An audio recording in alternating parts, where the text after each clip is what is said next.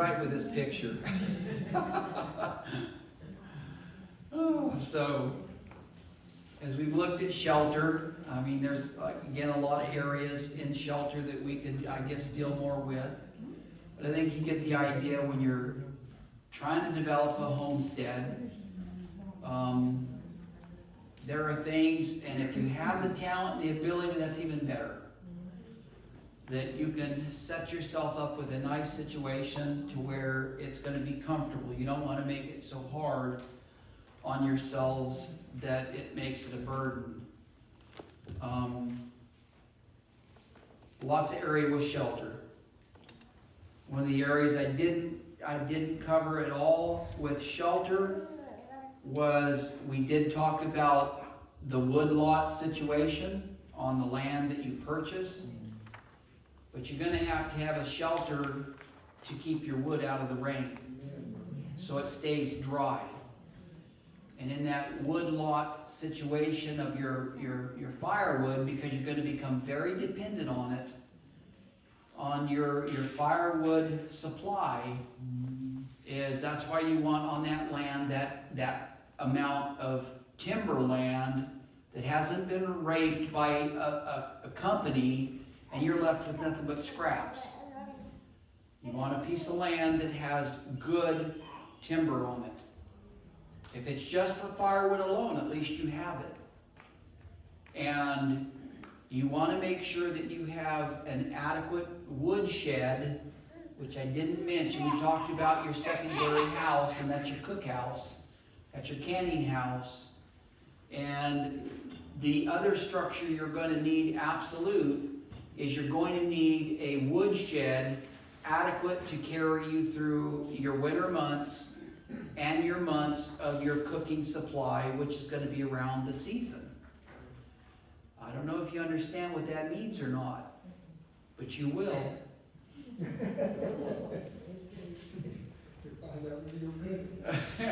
When you get to cutting, and be thankful, folks, that we can do some things now while we still have a time of good peace and safety. I mean, I love my chainsaw. And believe me, I've lived the other way. I've lived where we used the old cross cuts.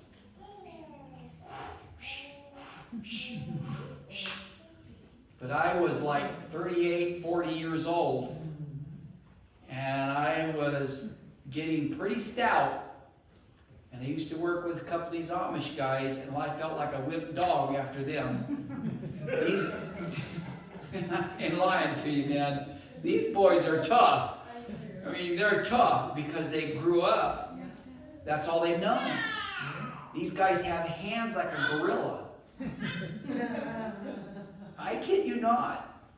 And you go to shake your hand and they put you on your knees. And they mean nothing by it, but these guys are tough. And when I went to the land, I thought I was tough. I found out how big of a wimp I was. And I thought I was in pretty doggone good shape, but I found out it like killed me the first year or two. But we got a hold of that crosscut, man, and we used to cut our firewood with them. And then, we were talking about how many ricks are in a cord. You all even know what a cord is? You don't even know that language anymore, do you? There's 3 ricks in a cord. And in a rick, it's 8 feet long and 4 foot tall and 16-inch pieces of wood. All right? The average home in the homestead years, you know how many cords they would use in a season? But it takes 3 ricks to make a cord. 3 ricks to make a cord. And you start thinking, remember that pile up there you saw? That wood pile, whatever, with one of those pictures back that way? That wood pile, there was 13 ricks in that pile. All right? So there's about 4 cords. That 4 cords would run me nearly 1 season alone. When you say season, you mean all year? All year. Well, that's not too bad. No, because it's hardwood. Yeah. Oh. It's all oak. It's all hickory. Now you can double that if it's not hardwood. Now, when I asked, that all season, all year, that was cook stove too, right? Right. Now, we don't use the cook stove because we have propane backing for now, until I get my country kitchen put together. Like I said, it's just me putting this stuff all together. Chris works with me, but it's taking me time to get it done. And now that I'm almost 70, it doesn't come as fast as it used to come. But it's getting there. But it takes about that amount, at least 10 to 12 ricks in a season of good hardwood. So you can start getting your head wrapped around, if you're going to go off grid and you're going to be without power, that's about what you're going to look. So you gotta think about a woodshed adequate sized to be able to handle not just this year, but next year. And all your life.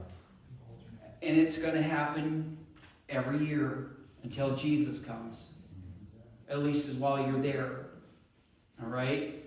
So that's going to be a winter project for everybody that's not growing food through the winter. Guess what they're doing?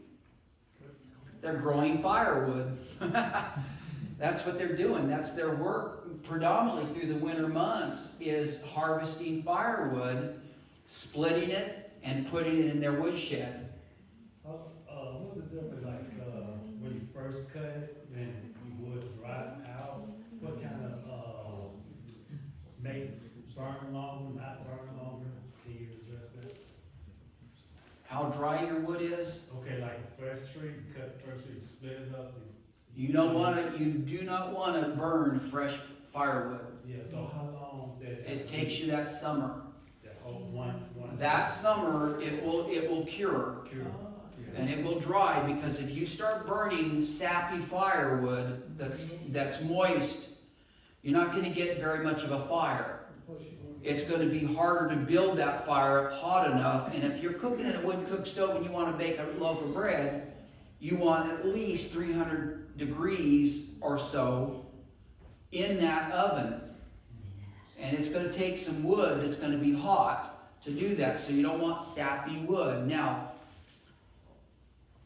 I know this isn't on our garden section, but it is important, and I'm glad we're going to talk about this, because it's extremely important for y'all to know we've lost the art of cutting firewood, folks. Yeah. You do not want to cut firewood in the summer. You know why? Because your sap is in the tree. That sap creates creosote. And creosote creates chimney fires, and you can burn your house to the ground. You cut your firewood in the winter months when the sap is in the root down here. And your tree is empty of its sap, so when it comes into the summer and it dries, it's not sappy firewood. That's what I call sappy firewood. Because it's not necessarily that it's wet and moist, it's not sappy firewood. Because if you start burning sappy firewood, you're going to pay the price. And you don't want to be up on that roof doing a chimney sweep every season. You follow me? So, you cut it in the winter months, and that's why I said when you're not growing food, you're going to be on a homestead cutting firewood in the winter months. That's what you do. You want to keep some exercise. You don't want to get lazy, do you? Yes, I do. But in the winter months, you want to be cutting firewood. That's what you want to be doing, because everything else is done. That's right. And that is the thing that you've got to remember. When you're cutting winter firewood, what are you going to do with this winter firewood? Where's it gonna go? Woodshed. Well, my goodness, you already have a woodshed full of firewood from the previous year that you're using and living on. You follow me? You're basically cutting a 2-year supply of firewood. You have this year's firewood from the previous year, and this winter comes, you're going to be cutting firewood to fill up for this coming year. So you've got to have a woodshed adequate enough to handle basically like a 2-year supply. Some of us can't swing an axe like we used to.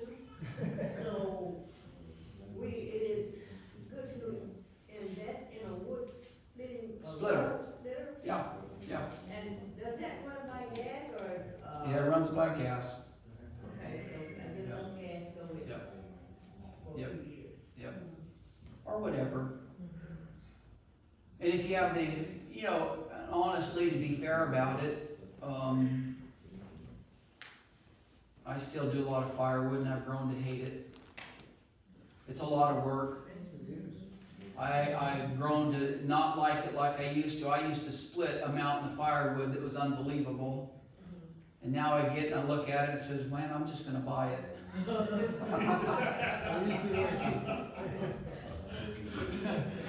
I'm just being honest with y'all. I said, as long as I can buy it, I'm going to buy it. So that's what I've done. I have a neighbor that he owns a logging company. And on the side, he does firewood and he splits it and he hauls it and brings it to you. And that has allowed me a lot more freedom to do other things I needed to get done. Get lazy. But, yeah, and get lazy. And so I still do a good amount myself. I still cut, a lot of firewood, but not like I used to. But it's just like a chainsaw. I was mentioning earlier, I'm thankful for my Husqvarna chainsaw. It is a real workhorse. And I'm now teaching my wife how to use one, but I'm a little skeptical because I don't want her to cut her arm off. It's a very serious tool. But she wanted to learn, so I bought her a nice little small limb cutting saw. And she said, when are you going to let me run that thing? I said, probably never. I like to keep you around a while. But chainsaws are a great piece of tool for a homestead. And as long as we can get fuel, then I recommend you getting the tools that will cut back on your labor until you absolutely have to not be able to use them. Yeah, another point is important to make sure that when you're gonna put the wood, to don't put it very close to the house. Yes. Because my brother, he did that, and the termites came, and the damage was more than what he spent in the stove, to the point that he eliminated the stove. So at least 50 feet or more is the best way to keep the wood. Yep. The main thing with the chainsaw for the safety, when you hold the chainsaw, is learn how to put on a chain brake. Whenever you move, before you make the next cut. Kick that. It's a, Yeah, absolutely. you can do with your hand on the handle and with your wrist, you just. That's knock right. it on. And it'll stop that chain, boom, just like that. There's an art to it. You've got to learn some of these things, and believe me, a lot of these homesteaders that have come from the city life are making the effort to learn how to live on the homestead. Believe me, you don't want to be sloppy, you don't want to be stupid, you need to learn. Excuse me, that wasn't very nice. My wife's going to whip me. That's right, don't be foolish. Thank you. Even with the handling of an axe, you can tear yourself up in a big way. You really do. One of the things I'm going to try to just touch is you're going to have a first aid kit on your farm. You've got to learn some basics in case you get yourself hurt. All right? You're not going to be able to run to the hospital.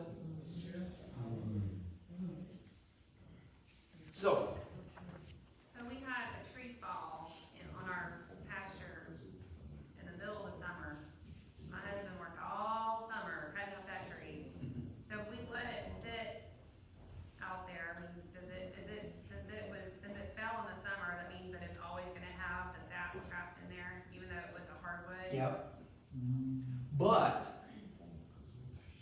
if you take that tree and you mix it with other firewood that's been cut in its proper season, you won't have near the problem. I do the same thing. If there's a down tree and it's fall during a storm and it's in the summer months when the sap's up, I take that tree and I'll cut it all up, and it'll all get mixed with a whole great big pile of all the other firewood.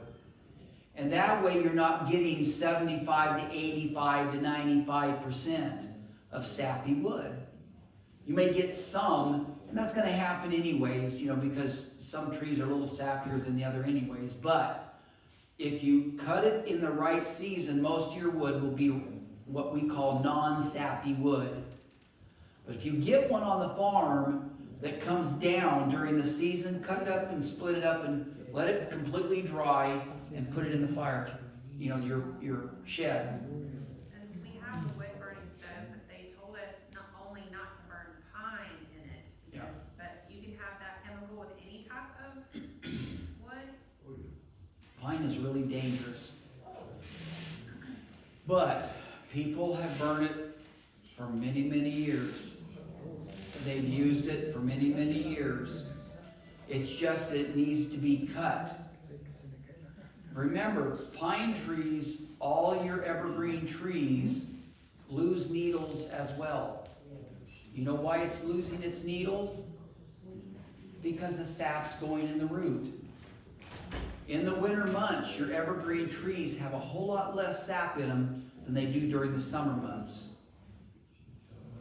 If you have to use an evergreen tree for firewood, then make sure you just cut it when the sap is down. That means January, February, and part of March. Down here, they might, I don't know, up our way we can. And you may also back up into December, I don't know, because I'm not real familiar with your territory. Were you going to say something, brother? Okay, all right.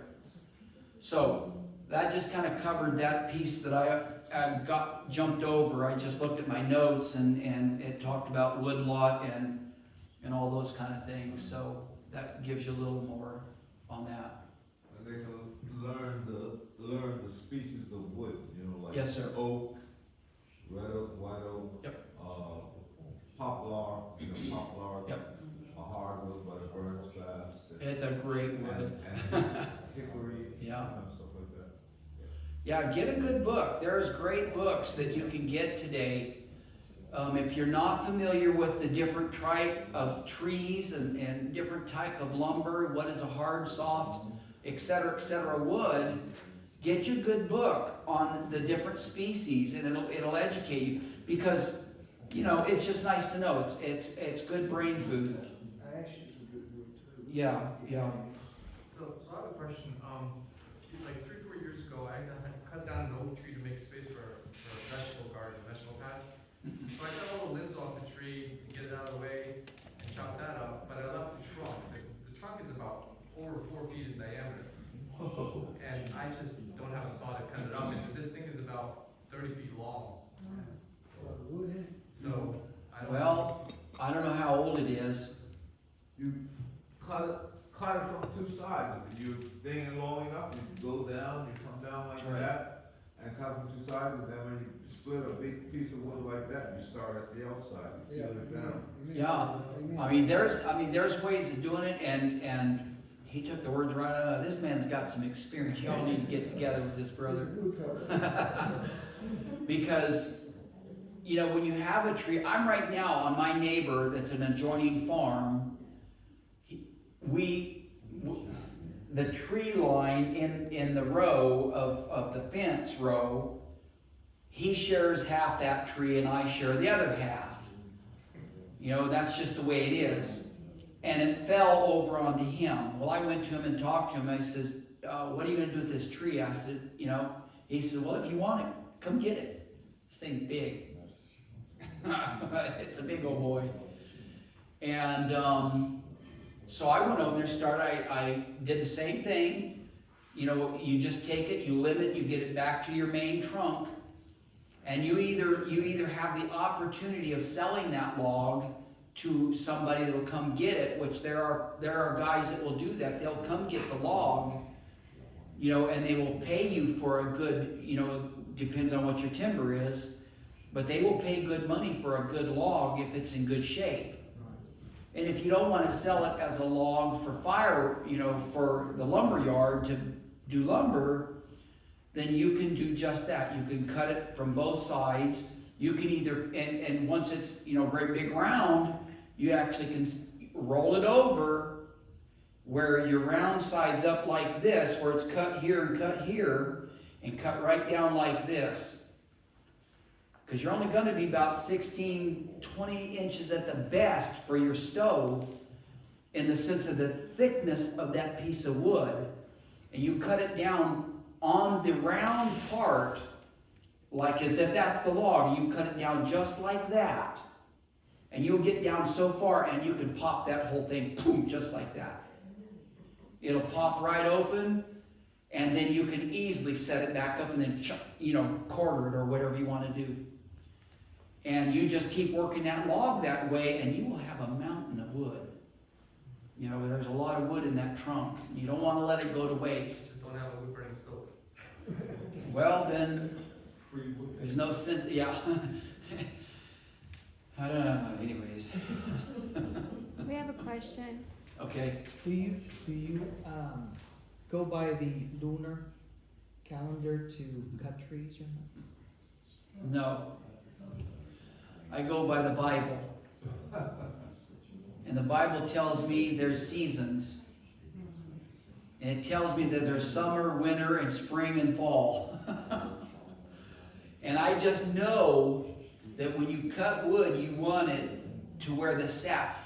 You know, if I was talking to you about herbology, which is my real background is herbal pharmacology, and then it would tell you how to harvest herbs in its proper way and what types of herbs and when you harvest them. Root herbs are always harvested when the sap's in the root. When you harvest leaf, barky, fruity type of herbs, you harvest it when the sap's up. The same thing is with tree harvesting. Unless it's going to the mill. In fact, I'll be honest with you, a lot of folks cut timber because they just sold their timber lot, and they cut it when, whatever, and however. And I'm going to tell you something, when that wood is cut, if it's not careful, it will cut really quick, or it'll warp really quick, depending on where the sap is in it. And if they don't get it to a kiln and stacked in its proper place quickly, you're going to have trouble with that lumber. So when you harvest firewood, you always cut firewood. All homesteads know that. You cut your firewood when the sap is down. Always. That's a religion on the homestead. You do not want, you're going to get some, like I said, but you don't want your predominant amount of wood, sappy wood. Is that the case with the lumber you use to sawmill or Anything. anything? And how long can the log sit before it's not good to be sawn? Yes.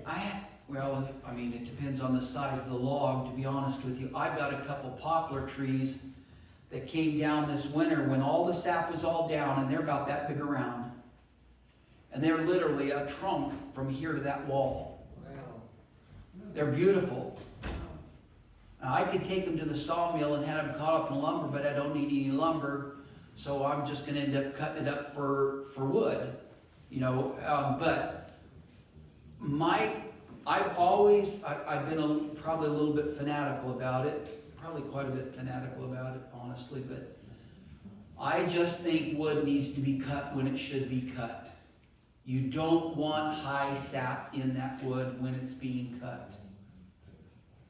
You'll get a much better timber, anyone knows. If we went back 150 years in this country, all the pioneers knew that they harvested wood during the winter. Go back and read. I don't know if you ever heard of this series. It's called Little Farmer Boy. It was an American novel, a true story, kind of like the Little House on the Prairie series. Y'all heard of the Little House on the Prairie? Well, this was kind of a series like that, of an experience of this boy that grew up in the years of homesteading. He went to live with his grandfather, and he lived up in, I think it was in Maine, if I remember right. And grandfather always went and cut timber during the winter months. Never during the sap-up period. That goes back. That was an art that these old-timers knew. So cutting firewood, or whatever you're going to be using it for, we've just got to be re-educated on how to live on the land. If the tree was dry for years, then you can cut in the summer.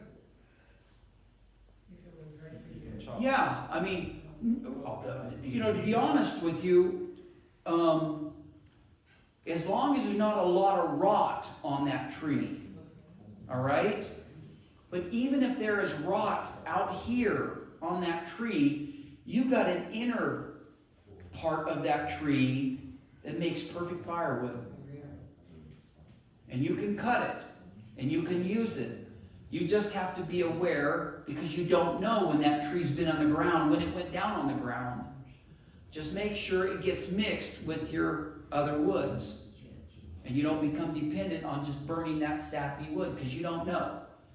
You don't know whether it's sappy or not. And if you got enough land, you're gonna find wood all over. Absolutely. You're gonna find a tree down there. The other day I went home and I didn't realize I had a dead tree right there, not far from the house. That's right. 100 or so feet.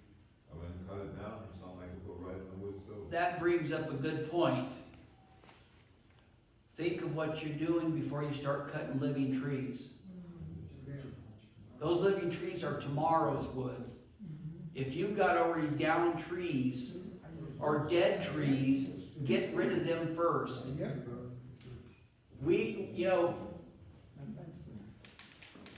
Supposed to go to 5:30 and I've already run out of my time. But we'll have a good time next run around. Is that on a good homestead, that timber lot meant everything to the farmstead. Everything. Do you know they farmed that wood lot as serious as they farmed their food lot? Do you know that? They would not harvest trees until they were ready to harvest. You don't want to harvest a butternut squash until a butternut squash is ready to harvest. Is that right? You don't want to harvest trees that are your future trees. Harvest the trees that are at their peak. Get to know your timber. Don't just go out there randomly and start cutting unless you're wanting to clear land. And just go out there randomly. And like this brother said, go out into your woods and start finding all the already down dead wood that's good enough for firewood. Clean those woods. Get that undergrowth cleaned out. And then as the future days come and years come, then you can start working your farm lot, because what it does is when you harvest the larger trees that need to be harvested, it allows more nutrients for the younger trees to grow faster and bigger. It's a very important principle. I mean, we could talk about this all night. You know what I mean? Because what used to be common knowledge is gone. It's nearly gone. I've been very blessed, and I'm very humbled by it, honestly, that God has allowed me to have the knowledge I have when I came straight out of a city as a crazy drug-smoking, pot-smoking hippie. And God blessed me and brought me to him, to his son, and then he gave me all this knowledge of how to live on the land, and it just blows me away. It blows me away. I mean that. I never thought I'd ever, honestly, I never thought I'd ever see the day that I'd be talking to a bunch of people wanting to know how to handle a homestead. I thought I was the only crazy one in the world. So you mentioned harvesting, but is there also a way to plant? I mean, how do you? Trees? Yeah, plant trees. So Yeah, you can go as long as you have the opportunity. You can go to your county agent and you can talk to the county agent and they will tell you how to get in line with the forestry department. And the forestry department will supply you with trees. Because I need that. And you tell them how much land you have and how much you want to dedicate to a tree farm or tree planting. And they'll say, well, this is how much, and they'll tell you even how to plant it. And in fact, you can go so crazy and you get what we call a hodad. It's a certain kind of hoe that you use that you hit it into the ground and you pull it back like that and it opens up the spot and that little tree goes in and you push it forward and it's planted. Yeah. So the forestry department, but you can go to your county agent and ask them, where can I go to find out about where to get trees to plant on my land? Is it free? No. Sometimes it is. It depends on your counties. But I don't care. If it's not free, then, I just want to know where I can get them. If it costs me a few $100s, look what you got for your future. Oh, Uncle Sam's talking. I see your picture, you have your rows 2x2, is that the way you plant? Okay. I see you're ready to go on to another subject. And also, I want to know how you preserve your roots or your vegetables after you harvest them. I want to know. We're the next section. Now I'm going to tell you. I'm going to give you a break.